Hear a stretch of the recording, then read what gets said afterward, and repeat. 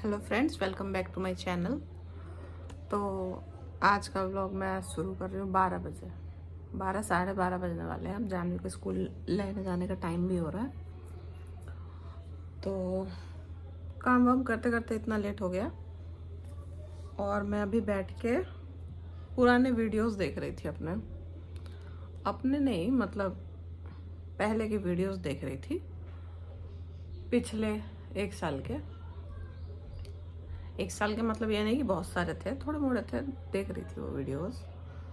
तो वो देख के ये रियलाइज होता है कि क्या इंसान खुश नहीं रह सकता। तुम जिंदा हो, पता नहीं अगले ही पल आँख खुलेगी कि नहीं खुलेगी, जियोगे मरोगे, कौन सा इंसान हमारे बीच रहेगा नहीं रहेगा। तो क्या इंसान खुश नहीं रह सकता?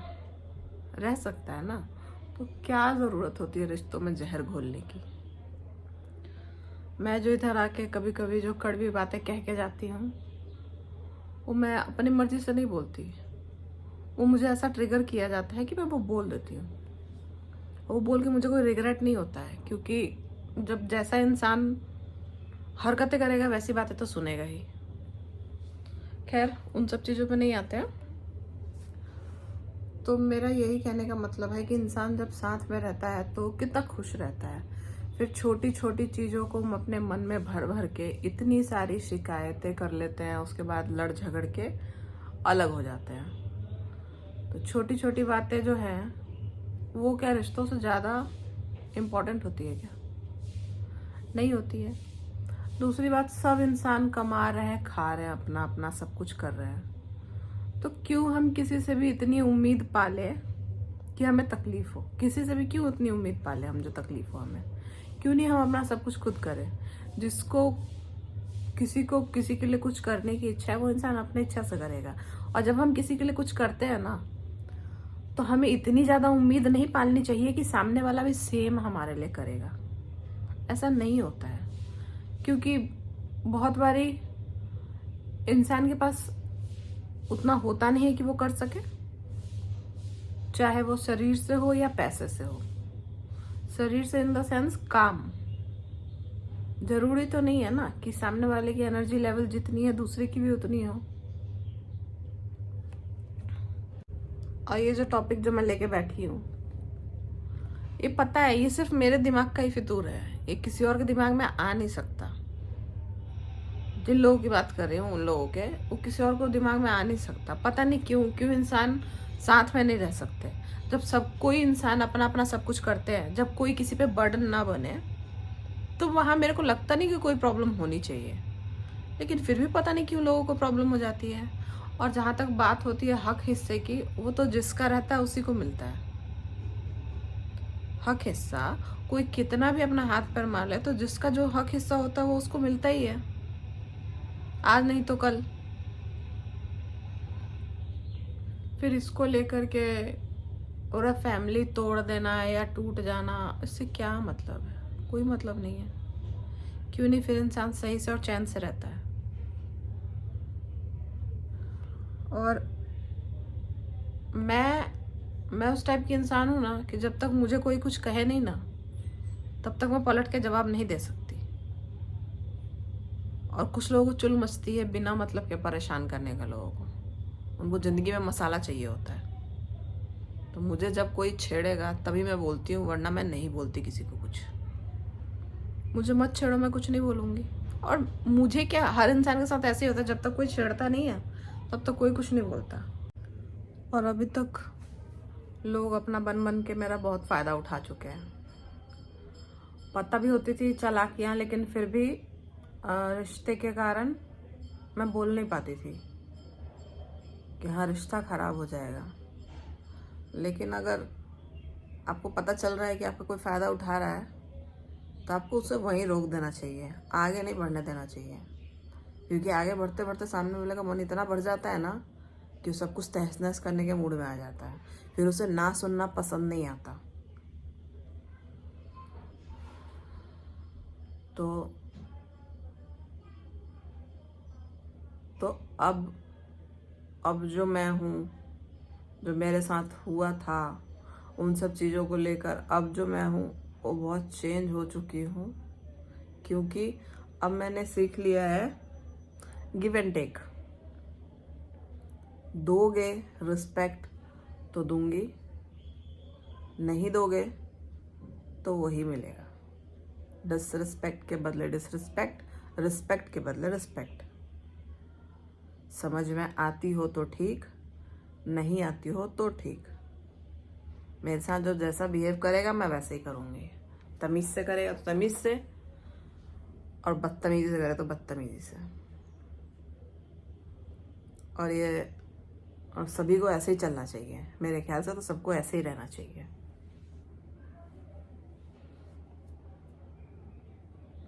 और चीज़ें ठीक करने की कोशिश मैं कर सकती हूँ, लेकिन मैं क्यों किसी भी रिश्ते का बोझ मैं अकेले उठाऊं। मैं आगे बढ़ूंगी, कर सकती हूँ तो हो जाएगा, लेकिन मुझे नहीं करना, क्योंकि मेरे को जितना भुगतवा दिया गया है तो वो इच्छा ही खत्म हो गई है कि मैं अपने तरफ से कुछ करूँ। मेरे को नहीं करनी है। हाँ, उस दिन मैं गई थी मम्मी के घर, उन्हें मदर्स डे विश करने। किसको अच्छा लगा किसको बुरा लगा वो दिखा मुझे, लेकिन अब किसी के दिल के अंदर घुस के नहीं देख सकते। पर जिसने जो अच्छा किया, आई अप्रिशिएट दैट। और बाकी होगा क्या ही कहना। बट किसी को कुछ भी लगे, मुझे उससे घंटा फर्क नहीं पड़ता। मेरी जब इच्छा होगी मैं जाऊंगी, रोक के दिखाया जिसको रोकना है, बट इच्छा मेरी होनी चाहिए जाने की। और जब हम किसी के घर जाते हैं ना, तो वहाँ मिलने वाली रिस्पेक्ट और वहाँ की मेहमान नवाजी ये बताती है कि किसके पेरेंट्स ने उन्हें क्या संस्कार दिए हैं। जो लोग पेरेंट्स का ये करते रहते हैं ना कि हम तो ये करते हैं, हम तो वो करते हैं, जैसे ज़िंदगी भर से संस्कारी बच्चे ही रहे करते हैं ना, जिन्होंने अपने सारी हरकतें अपनी कहानियाँ अपने मुंह से सुनाई हुई है, तो वो लोग बताते हैं कि उनके संस्कार कैसे हैं किसी के आने पे, जो मैं पहले भी देख चुकी हूँ, अभी भी देख रही हूँ, और मेरे भी लोगों ने देख चुका है कि मैं कैसे किसी का उस घर में ही, इस घर में नहीं, उस घर में ही। इस पे ज़्यादा नहीं जाता है वरना दिमाग और ख़राब हो जाएगा। गेस्ट को वेलकम को लेकर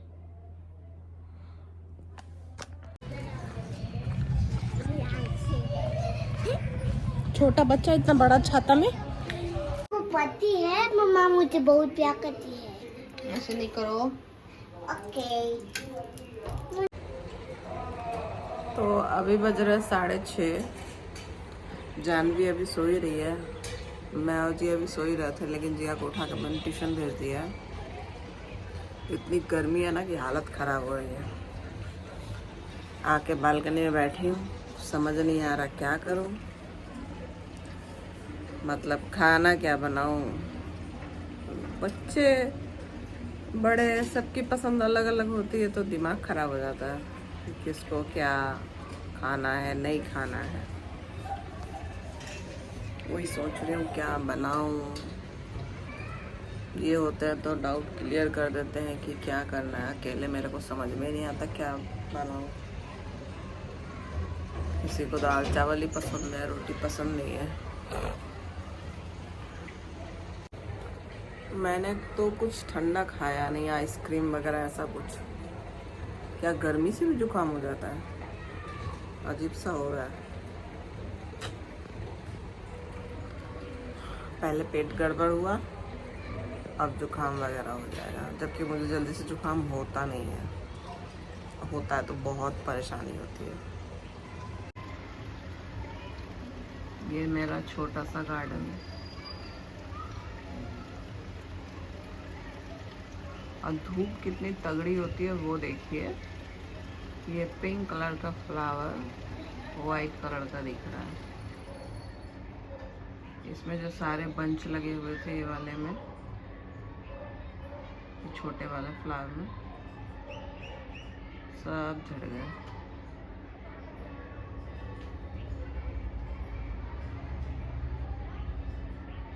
ये जो कोने में है छोटा सा,